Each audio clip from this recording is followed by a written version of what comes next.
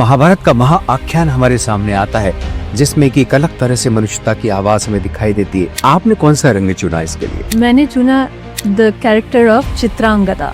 चित्रांगदा एक कैरेक्टर है जो she was brought up like a warrior princess. क्या आपकी मेमोरी में, स्मृति में क्या ऐसा फेस्टिवल कोई जो केवल एक थीम पर फोकस्ड हो? बहुत ही सुंदर फेस्टिवल है ये, तो कितना इंटरेस्टिंग है। तो इंटरनेशनल फेस्टिवल जो एक थीम पे, ऐसे तो मैंने नहीं देखा। आपको लगता है कि जो गुरु की छाप आपके ऊपर थी वैसी आज शायद बाकी नहीं है? मेरी इच्छा है कि जैसे मेरे गुरु ने सिखाया मुझे भी ऐसे इतना जेनरोसिटी से सिखाना है।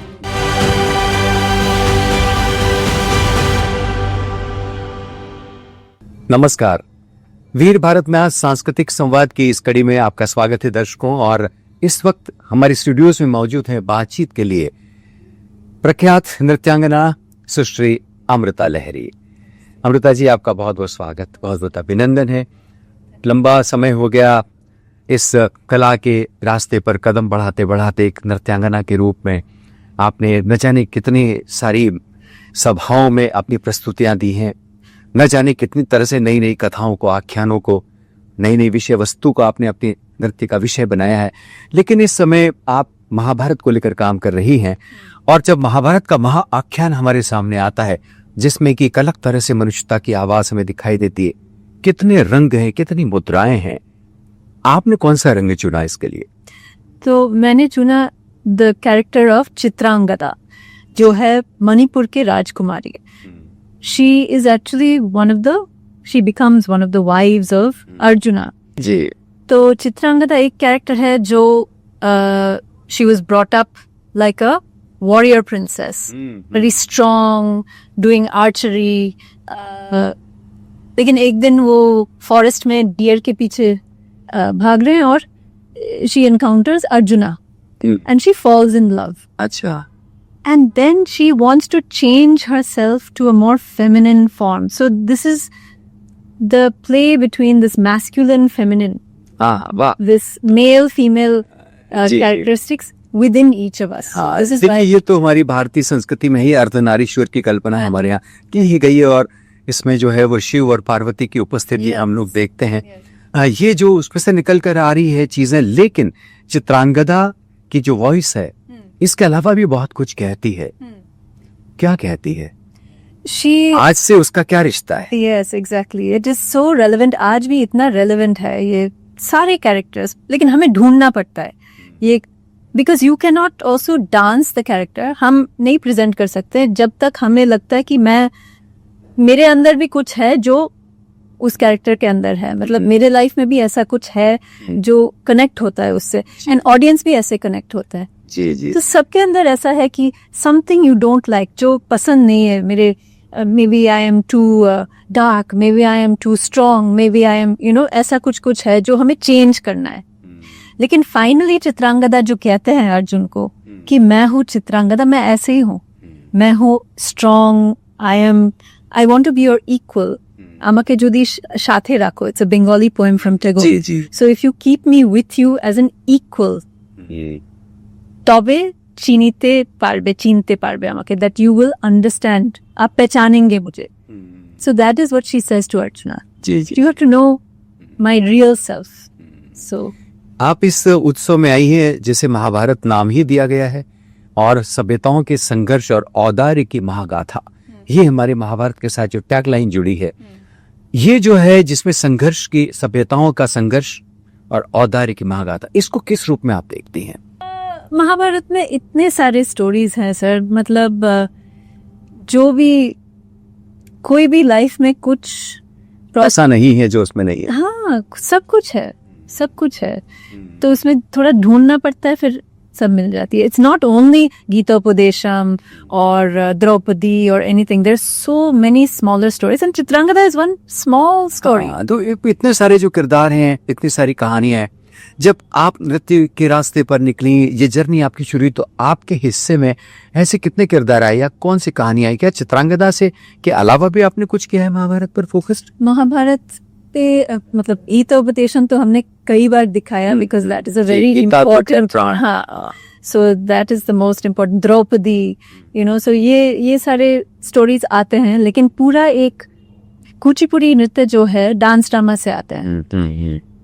तो मैंने जब देखा ये चित्रांगदा डांस ड्रामा जो टैगोर ने मतलब 1929 I think he made it, I am not sure, 1920s or 1913, so he made this full dance drama।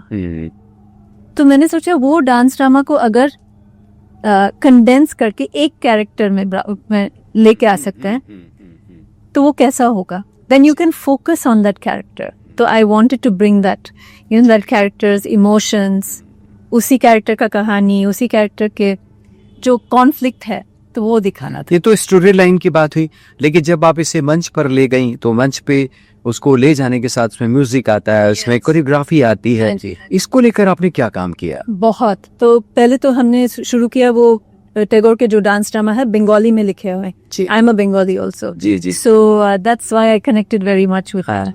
तो वो बंगाली से शुरू किया।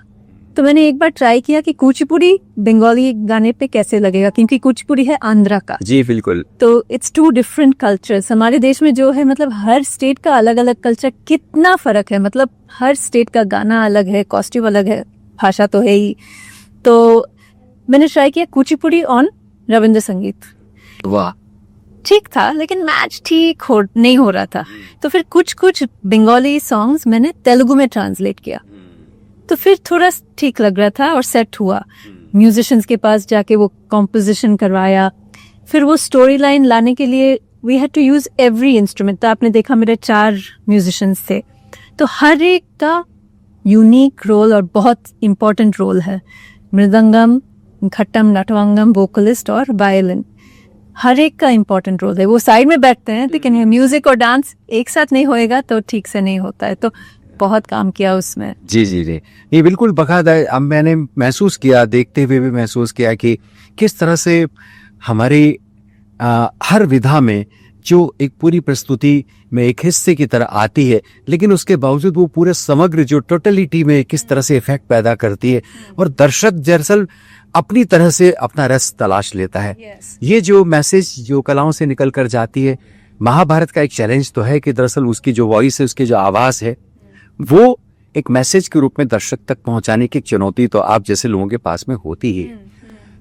अमृता जी, लंबा समय गुजर गया, क्या आपकी मेमोरी में, स्मृति में, क्या ऐसा फेस्टिवल कोई जो केवल एक थीम पर फोकस्ड हो, कभी आपने देखा, उसमें कभी अपना पार्टिसिपेशन हुआ आपका? मैंने तो कभी नहीं देखा। बहुत ही सुंदर फेस्टिवल है ये, और इतने सारे मेरे प्रोग्राम के बाद एक जापानीज ग्रुप कर रहे हैं।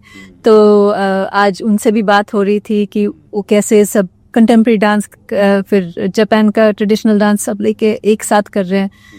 तो कितना इंटरेस्टिंग है। तो इंटरनेशनल फेस्टिवल जो एक थीम पे, ऐसे तो मैंने नहीं देखा, और भी मतलब होना चाहिए। बहुत सुंदर फेस्टिवल। जी देखिए, अब आप जैसे नृत्यांगनाएं जो हैं, जब उनकी नृत्य शैली को देखते हैं, उनका डेडिकेशन को, डिसिप्लिन को अगर हम देखते हैं, तो हमें लगता है कि देखिए ना, ये इतनी हजारों बरस पुरानी हमारी चीजें हैं जो आज भी अपने बचा के रखिए।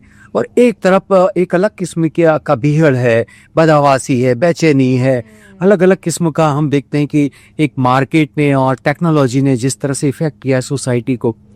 तो ये दोनों फलसफा हमारे सामने हैं। एक तरफ आप जैसे लोग हैं जो उसके बावजूद भी दिया जलाए हुए हैं, और एक तरफ ऐसा लग रहा है, आपको क्या दिखाई दे रहा कि यही टिकेगा या नहीं, कहीं ना कहीं इनके ऊपर कहीं कुछ ऐसा आक्रमण कर रही है हमारी नई सभ्यता? ऐसा है कि मतलब इतने साल से अगर चल रहा है हमारा क्लासिकल आर्ट फॉर्म्स, तो it will continue, I am very sure of that, because कुछ तो है जो ऑडियंस को रीच होता है। बट एज आर्टिस्ट हमें भी मतलब थोड़ा टाइम के साथ भी चलना चाहिए। जैसे अभी लाइट्स बहुत इंपॉर्टेंट हो गया, अभी कभी कभी प्रोजेक्शन के साथ कुछ करते हैं, तो we have to use technology, we have to reach the audience somehow. But कुछ तो है हमारा क्लासिकल फॉर्म्स में, बोलो कुचिपुड़ी या कुडियाट्टम या ओडिसी, जो इतने साल से चल रहे हैं, उसमें कुछ मतलब वो चलेगा। I am very confident it will not go. जी, नथिंग लाइक, बहुत मुश्किल है करना। ये जो अभी आपने बात की जो एक्सपेरिमेंट की आपने बात की, तो एक्सपेरिमेंट और इनोवेशन ये तो खैर ट्रेडिशन के साथ लगे गए, लेकिन बहुत सारा एक्सपेरिमेंट ऐसा इतना एब्स्ट्रैक्ट दिखाई देता है कि वो समझ में भी नहीं दर्शकों को आता।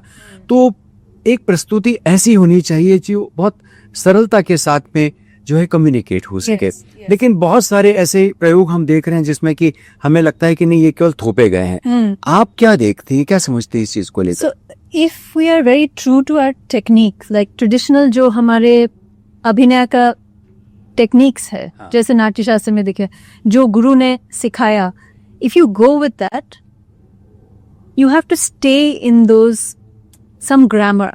जैसे आप हिंदी बोल रहे हैं तो कितने सुंदर आप ग्रामर में बोल रहे हैं, और if I speak in English then it has to be spoken correctly. Ji ji Otherwise what you say is not going to communicate. If I speak badly, जैसे मेरी हिंदी कमजोर जी, है जी। तो ऐसे नहीं। बोलती हैं तो communicate ठीक से नहीं हो रहा है. But if you stay with the dance grammar, dance का जो इतने साल से centuries it's going, ji ji it will reach the audience.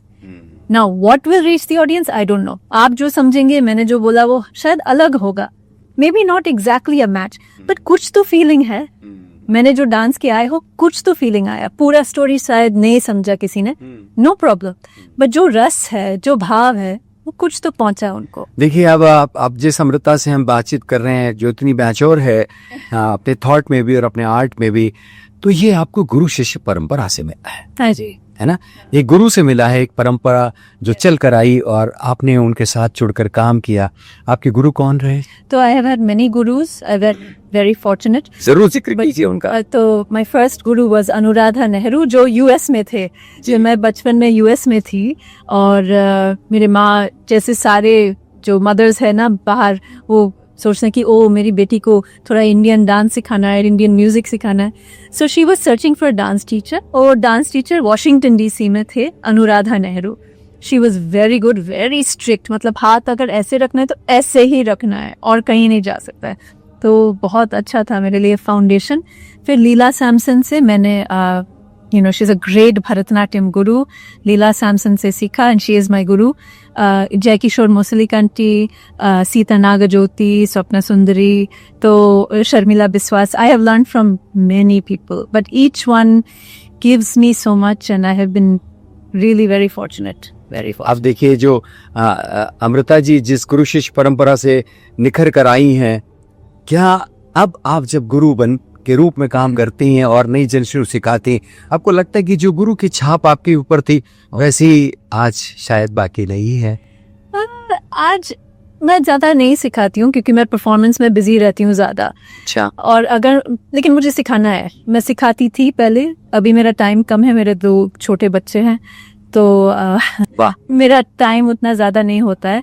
But जब मैं सिखाऊंगी, मुझे चाहिए, मेरी इच्छा है कि जैसे मेरे गुरु ने सिखाया, मुझे भी ऐसे इतना जेनरोसिटी से सिखाना है. जी जी.